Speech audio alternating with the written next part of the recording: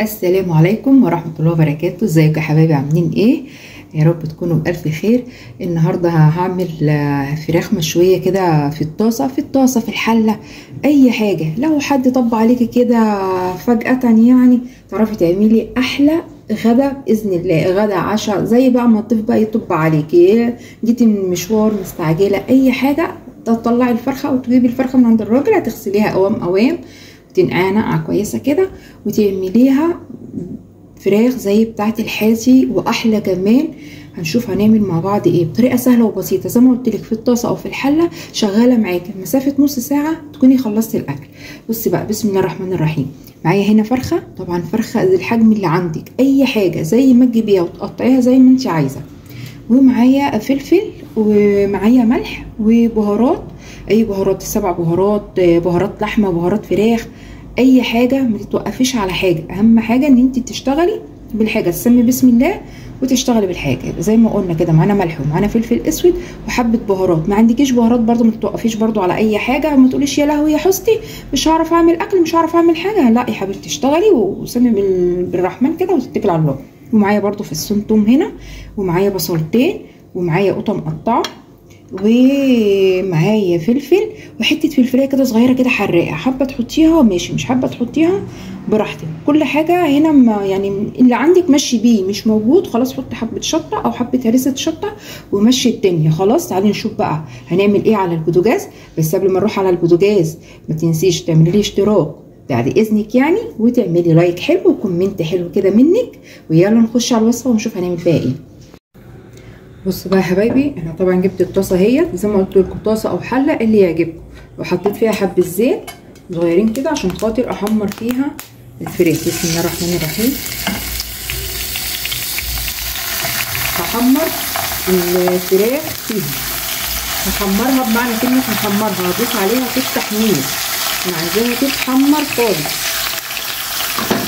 زي ما قلت لك دي فراخ مشويه زي اللي عند الحاتي، بس على البوتاجاز من فوق، وتاخد وقت اقل، يبقى الوقت بتاعها قليل، على السريع كده اوان وتعملي احلى غدا ان شاء الله لاي حد جه عندك كده.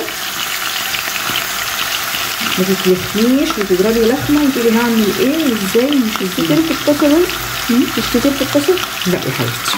بسم الله الرحمن الرحيم اهو. برضه هحط برضه الكبده عشان خاطر جنى، ماشي. وهحط بقى الملح والفلفل،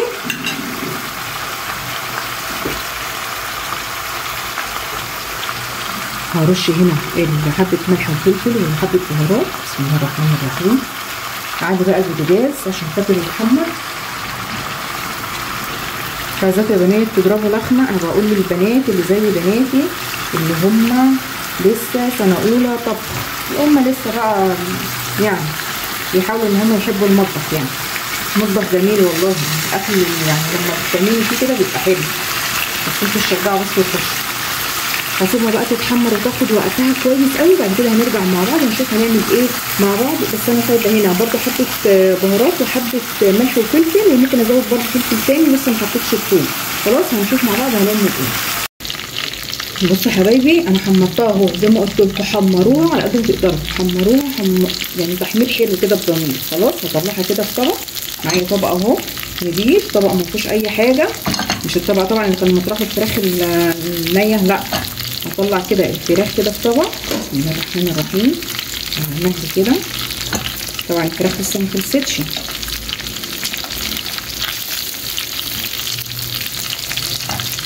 طبعا عايزه اقول لكم انا فاشله فشل ذريع في تقطيع الفراخ، انا ما بعرفش اقطع الفراخ. طبعا الفرخه كانت سليمه عندي، وانا ايه قطعتها كده ايه بالبركه. انا بخاف من السكين اصلا، يعني على طولي دوت، وبخاف من السكين، عندي فوبيا من السكاكين اصلا، فقطعتها كده وخلاص. حاولت بس ان انا اظبط بس الفرخه كده على قد ما قدرت. طبعا كده معلش، استنى بس معايا كده شويه عشان اوريكم الحاجه ايه بالتفصيل. طبعا انا هنا عملت رز اصفر، حطيت زيت وحطيت معلقه كبيره من بهارات لحمه او بهارات كبسه، اي بهارات عندكم، وتقلبوا الرز فيها كده. بسم الله الرحمن الرحيم. هنزل هنا اهو البصلتين دول انا لسه مقطعاهم، كنت حطاهم في الميه عشان خاطر ما يعملوش ريحه، عشان ما قطعتهمش برده ويعملوا ريحه. فانزل كده في الزيت مطرح الفراخ ده واقلبه كده شويه. هركن ده كده على جنب. رز سهل وبسيط، انا عاملاه معاكم قبل كده على القناه، خلاص. طبعا رز مصري عادي، عايزين تعملوا رز بسمتي برده براحتكم. الرز البسمتي بياخد كوبايه رز وكوبايه ونص ميه، لكن الرز المصري بياخد كوبايه رز وكوبايه ميه. وتحيقوا تحطوا مكعب مرق دجاج مع معلقه كبيره من بهارات زي ما قلت لكم، بهارات كبسه، بهارات لحمه، اي بهارات عندكم بتدي طعم للرز. خلاص انا هقلب كده شويه وبعد كده هرجع لكم عشان خاطر ما اطولش عليكم الفيديو. بصوا يا حبايبي، انا قلبت البصل اهو شويه، خليته كده يدبل خلاص. وهنزل بقى بالطماطم، يعني طماطميتين 3 براحتكم خلاص. والفلفل طبعا برده متقطع، وهقلبه شويه. وهحط بقى حبه بهارات على الخضار ده. هحط حبه فلفل، حبه فلفل كده صغيرين، واحط حبه بهارات برده. وهفرم الثوم وهحطه عليه. الناس اللي ما بتحبش الثوم، لو مش عايزه تحط ثوم ماشي، عايزه تحط ثوم بودر برده ماشي براحتك، عايزه تحط بصل بودر برده براحتك. هفرم الثوم كده وهحطه عليه واسيبه ياخد ويدي كده مع بعضه. بعد كده هنشوف هنعمل ايه مع بعض. بصوا يا حبايبي، انا سبتها تاخد وتدي كده مع بعضيها، يكون الخضار كده جدي كده شويه. هعمل ايه بقى؟ بسم الله الرحمن الرحيم. هنزل الفراخ كده فيها واكمل بقيه السوا بتاعها. هتاخد طبعا من طعم الخضار دوت، عشان خاطر تبقى تمام التمام. خلاص. وهقلبها طبعا كل شويه كده اقلبها، وهنشوف هنعمل فيها ايه تاني هتدي طعم الشوي من غير فحم ولا اي حاجه طبعا عشان الفحم دوت يعني بسمع ان هو بيعمل حاجات مش كويسه، فاحنا هنشوف هتاخد الطعم والريحه ازاي من غير فحم. بصوا يا حبايبي، الفراخ اهي استوت اهيت وبقت كويسه. لو انتوا عاوزين لو الخضار معاكم دوت حسيتوا ان هو خلاص نشف قوي وهيتحرق، ممكن تحطوا حبه ميه، نص كوبايه ميه صغيره كده تكون سخنه، وحطوها وغطوا الفراخ هتلاقيها استوت معاكم وبقت تمام التمام. تعالوا بصوا بقى على السر بتاع الطعم والريحه بتاعت الفراخ المشويه اللي عند الحاتي. انا هعمله لكم ازاي من غير فحم، من غير اي حاجه تضر. بصوا بسم الله الرحمن الرحيم. ناخد كده من اي خضار. تعالوا كده، معلش تعالوا معايا. بسم الله الرحمن الرحيم. بصوا على النار، شغلوا العين بتاعت النار كده ماشي، وتاخدوها كده يعني 5 دقايق على الجنبين من هنا ومن هنا. علي بس النار شويه عشان بس تنجز معايا. هيدوكوا الطعم والريحه بالظبط، طبعا الطريقه ديت مش هتلاقوها على النت خالص يا بنات، الطريقه مش هتلاقوها على النت ابدا. انا الموضوع جه معايا بالصدفه، فحبيت برضو اجربها لكم علشان خاطر تعملوها. لما عملتها بنتي حبيتها قوي، حبت الطريقه دي قوي، وقالت لي ماما انت ما صورتيش ليه؟ قلت لها معلش هبقى اصورها لهم مره تانية، بس مش هينفع اصور حاجه الا لما انتوا تقولوا وكده هي تمام وبجد زي ما انا عايزه، عشان خاطر ما اطلعش اقول حاجه كده. انا ما بحبش اطلع اقول حاجه مش حقيقه، عشان خاطر انا ما بحبش كده بصراحه. فبصوا خلاص كده. طبعا اخد كل حته بالطريقه ديت واحط هنا كده في الطبق. طبعا احنا نسينا خالص موضوع ان انا اجيب بقدونس، نسيت خالص، ما افتكرتش الا دلوقتي. فشفتوا بقى الفشل، فعادي يعني. بصوا اخد كمان الحته الثانيه. بسم الله الرحمن الرحيم كده، وامسك كده بالشوكتين كده خلاص.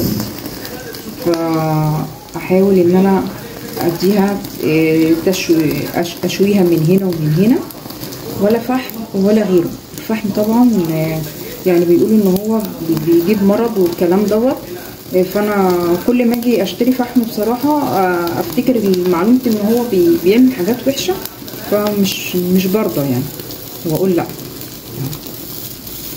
على فكره ممكن تعملي كده برضه في اللحمه برضه، برضه بتاخدي نفس النتيجه يعني. خلاص طبعا انا عملت الرز اهوت خلاص بيستوي خلاص، وعملت سلطه الطحينه،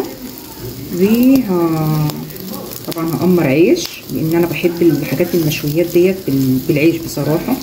لازم كده اعمل كده لقمه كده بالطحينه بقى والعيش وكده اهو. خلاص كده هتلاقوا بقى مش عايزه اقول لكم الريحه بتبقى عامله ازاي بجد. خلاص بس يا ماما، خلاص يا حبيبتي اطفي يا ماما، اطفي هتولعي فينا. خلاص زي ما قلت لك، ضيف طب عليكي بقى اهل جوزك اهلك انت، ما تقعديش تقولي يا خراشي يا لهوي هعمل الاكل ازاي، تعالى نجيب حاجات جاهزه من بره. لا يا اختي، قومي كده شملي لي كده وايه وريهم شطارتك. ماشي، انا بقول الكلام ده الناس هم عارفيننا.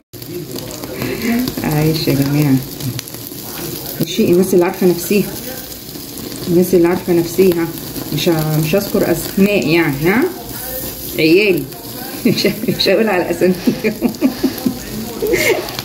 عشان ما يقعدوش يقولوا لي نعمل ايه بنسوي ايه. لا اعملي، هتقولي بقى انا هسخ العين كده اتوسخت ومش عارف ايه، معلش هتغسليها وهتبقى زي ما جاتش عندها اصلا، ما اتوسختش. معلش حتى برضه لو اتوسخت يعني يا جان معلش، ما اتوسختش.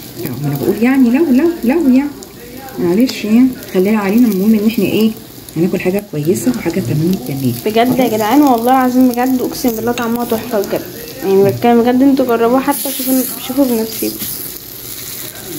شفتوا جانا قالت لكم اهي. على فكره انا بثق قوي قوي في رايها يعني، هي ذواقه اصلا يعني. وباباها طبعا برضه لازم برضه يقول برضه رايه، لو الحاجه مش عاجباه يقول مش عاجباه، هو ما شاء الله يعني. فخلاص كده عشان مطولش عليكم، وفي الاخر بقى هوريكم بقى ايه الطبخه وصلت على ايه. ما تنسوش بقى، ما تنسوش لو عجبكم الطريقه وعجبكم الغدا النهارده، ماشي، تتفرجيش كده وتطلعي كده تجري كده من غير ما تعملي لي لايك وتكتبي لي كومنت حلو منك كده وتشجعيني وتشتركي في القناه، ماشي يا احلى اخوات. والله العظيم بجد احلى اخوات، انا بشكركم، بتبعتوا لي كومنتات حلوه وجميله وبتشجعني. ربنا يبارك لكم يا رب، وكل حد بيكتب لي كلمه حلوه ربنا يجعلها في ميزان حسناته. بجد انتوا احلى عيله بجد والله العظيم، وعلى راسي كل حد بيدخل عندي القناه وبيكتب لي تعليق، يا ربنا يجازيكم خير بجد. يا رب يا رب اوصل للمليون كده بيكم ان شاء الله باذن الله. بشكر كل حد حابب ان هو يشجعني. يلا نشوف بقى في الاخر بقى كده هنعمل ايه.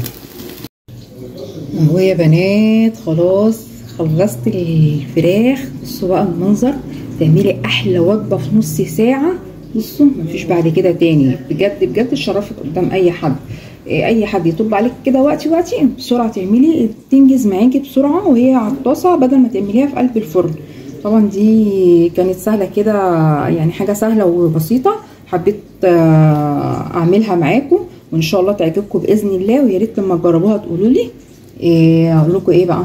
ما تنسوش بقى تشجعوني باشتراك ولايك حلو كده منكم، واقول لكم السلام عليكم ورحمه الله وبركاته.